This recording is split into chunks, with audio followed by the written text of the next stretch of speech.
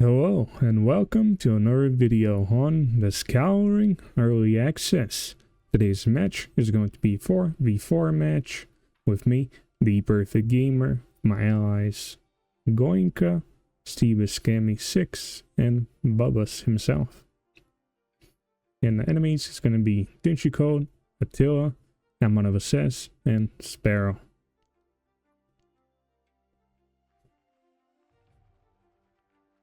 Alright, and my team spawns on the bottom half and enemies on the top. And this is also a new map I made. Basically, there's 4 positions. These little islands. I guess they're kind of big islands. And pretty much the only way to get across is to go through the middle players, I guess, island, across these bridges. A lot of these goblins in this tower until you can finally get to the enemy's island, you could say. And I put these outposts here, so I guess there will be some kind of an incentive to go out on a map and try and capture them to, I guess, get a proper defensive position, you could say. Put some cannons on there, or I guess archers. Anyways, I'm over here playing as the red orc player. And here my strategy was to basically make a few warriors. And then repeatedly kill some wolves here. A few goblins. That way I could get a lot of gold that I could use to fuel my economy. Which I would use to mass produce all the Devourers or the new flying head unit. So that's pretty much why I was making a few warriors, and I was chopping a good amount of wood. Over here, my blue human ally, Goinka, looks like he's making a barracks. It's a relatively new player, but I guess it's still fun to have some kind of teammate instead of just having no one to play with, I would say. Over here, my white ally, Steve Scammy 6, playing as orcs. Made a barracks, making a forge, and there's a logging camp. I guess he does usually have problems with food.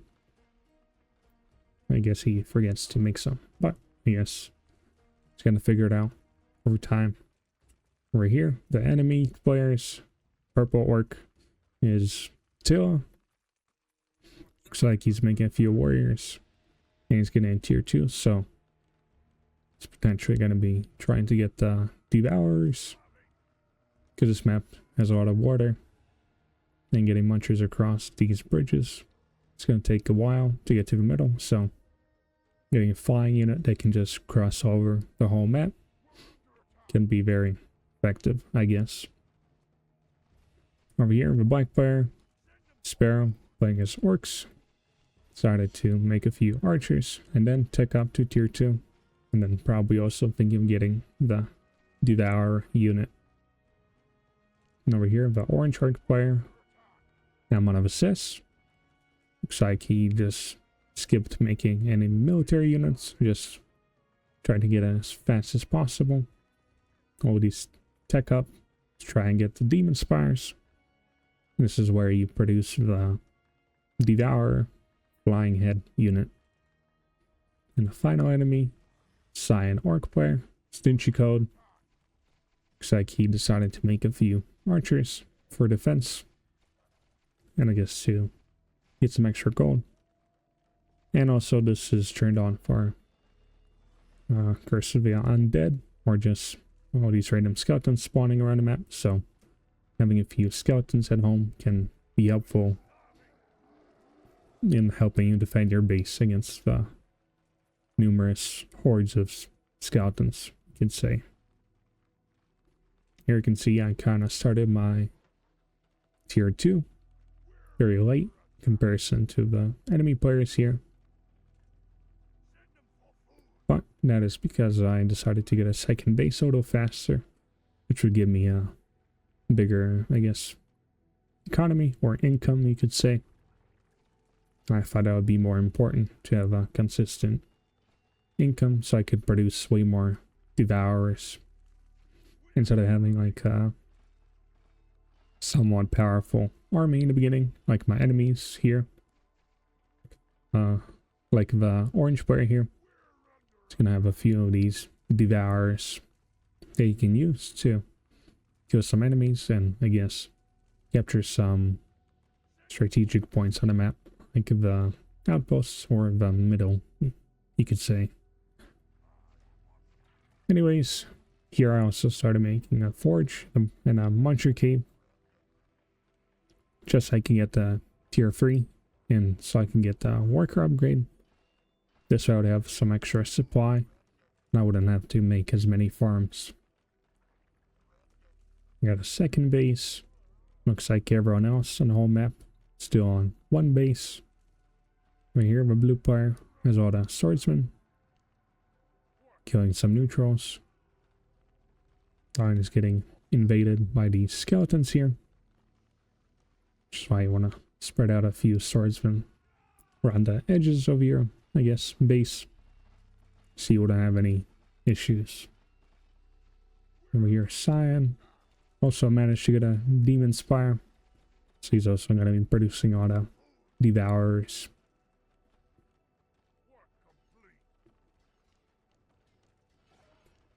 And here you can see the orange player has 2 spires, but you can see his economy is not catching up to it. So only 1 spire is constantly producing.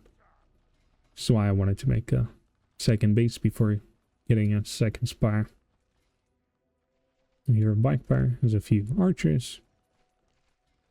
And he started making a few flying heads.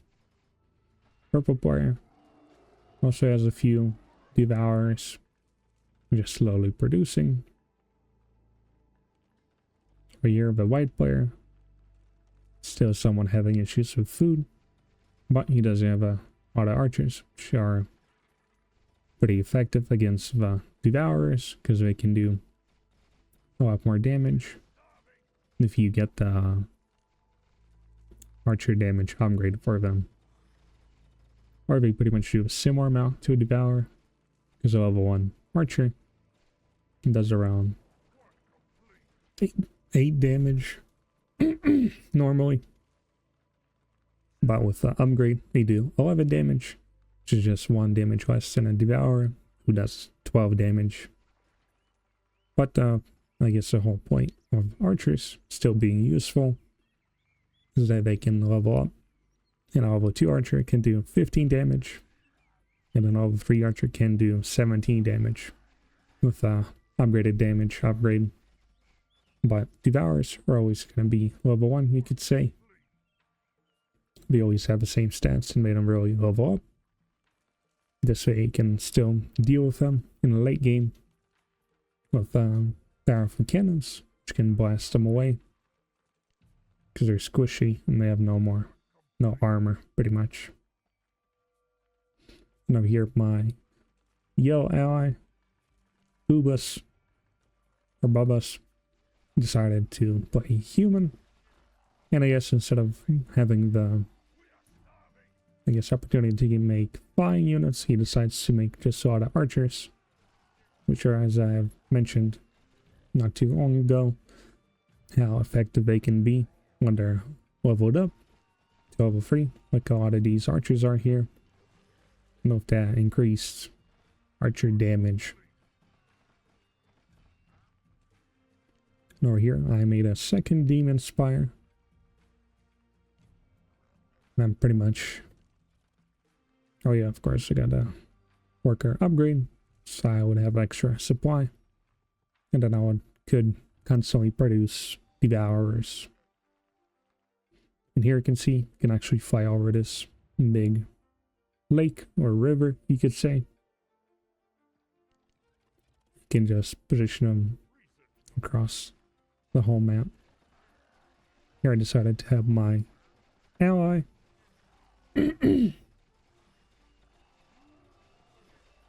And I got the shield ability, so it's gonna be pretty easy to take the Dark Tower. But of course, orange player wants to take control of the middle as well, so he sends his horde of heads here. And here pretty much yellow would be winning here over time, but because of all these hordes of goblins slicing him up from the back, then it's going to be losing here over time. So we decide to retreat.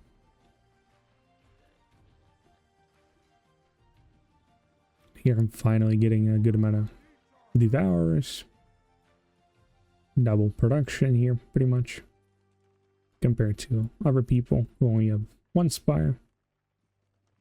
And so pretty soon I'm going to have a lot of, or I guess superior numbers of flying heads.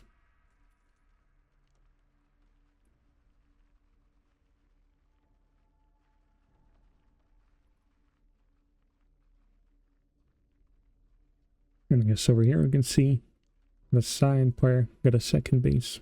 So did blue. And I believe yellow had a second base for a while. And then the white player got another base. I guess black had it for a few minutes. But we can still see that purple and orange still on one base. I guess they're trying to just have a bigger army. And here I saw there was a lot of flying heads here. And I saw that my white ally only had archers. It was mostly in his base. So he's not going to be really helpful. And then blue only had a lot of swordsmen. So that's not going to really kill these heads. And then yellow only had archers. And so he wouldn't be able to maneuver as effectively against these heads because they can run away through these trees.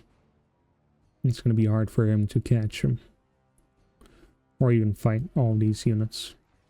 And so I decided to just target one of the players here in the corner. I didn't really know who this was, but now we can see how effective the potential harassment can be. So my head's already in my enemy's base here. And in the meantime, this enemy's trying to run back home or fly back home. And here you can see yellow decides to try and take the middle. And he has a lot more archers here, so he's going to be eventually winning here. But over here you can see, managed to take out 2 farms, even a spire. And now just pretty much being very annoying. And over here, the purple player decides to fight the yellow player here. And so the black and purple team up to take out the yellow's archers. But you can see here how the archers are surviving for a long time because they have some extra armor. And they do slightly more damage. So that's why archers are still effective. And over here you can see orange is attacking the white player in the meantime. He's losing a lot of his Devourers. But he's also trading on with all of these archers. And so orange is going to be winning here eventually, but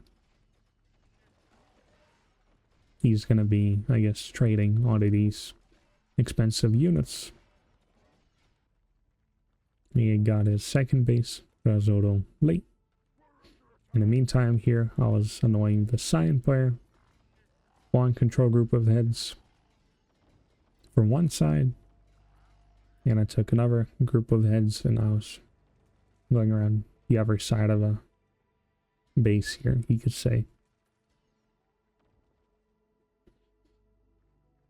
So I killed all the workers, started killing a few here, but my main, I guess, target was just destroying these orc huts.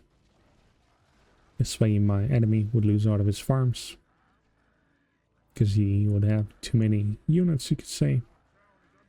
Here you can see he has no more food, and so all of his units are going to be slow.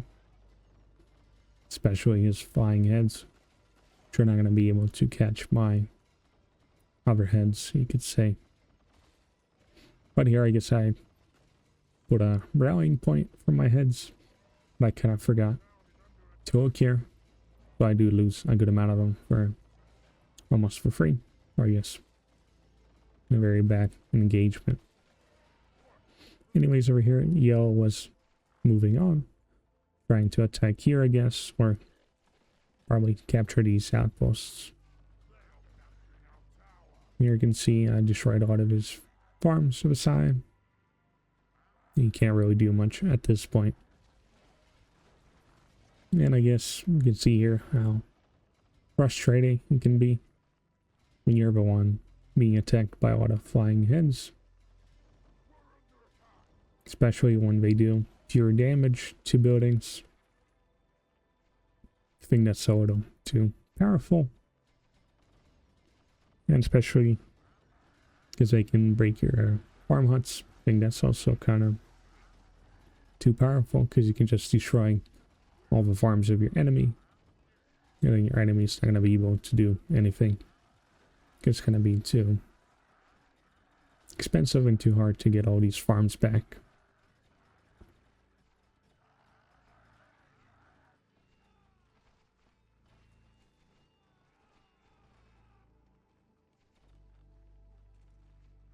And here I guess I was getting slightly overrun with skeletons, but I did have auto heads that I could use to defend myself.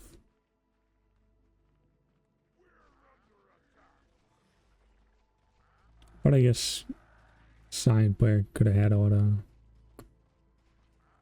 guard towers of cannons. I guess similar to the purple player's base here. This way you can defend yourself against all the heads.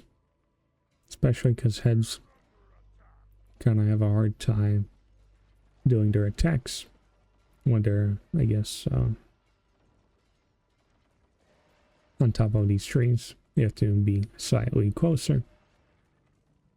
Or I guess it varies a little bit, but having cannons can secure an area somewhat well.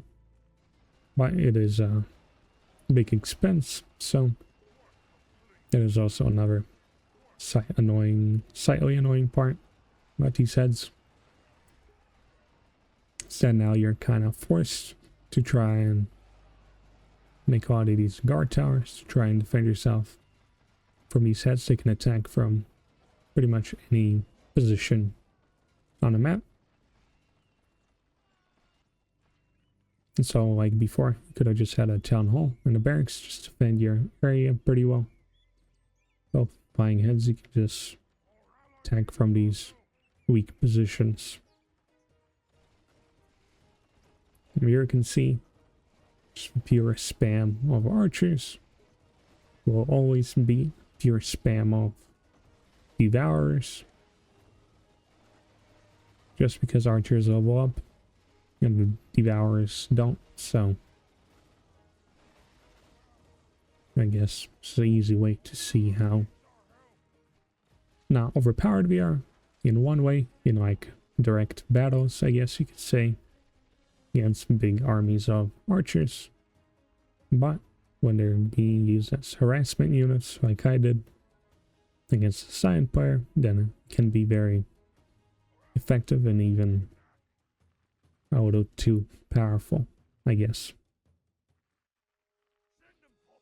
And over here, the orange side decide to surrender because I guess they're just too far behind with their economy and their armies died. I guess my blue ally decided to surrender after all those signs flying heads came here to kill his units.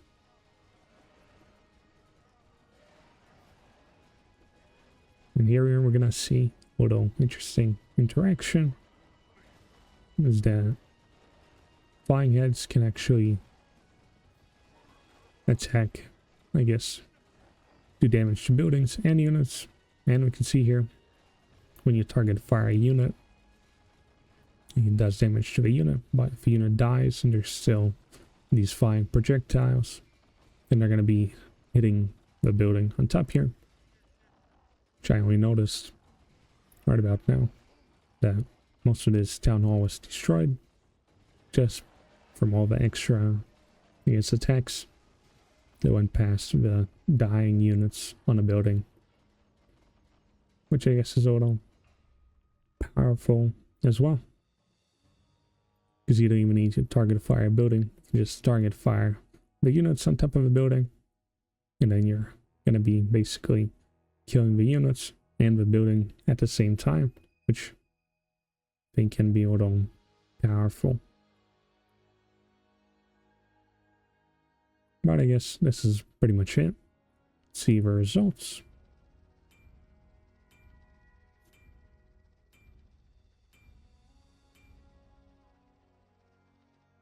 Here you can see I mined the most gold because I got my expansion pretty quickly. But I only didn't kill that many units compared to Bubba's because he didn't make the huge army of archers, which just took down all the armies of the flying heads or devourers of the enemy. Anyways, if you liked the video, you can leave a like, leave a comment. If you want to see more videos on the Scouring Early Access, then you can subscribe. Thanks for watching, and goodbye.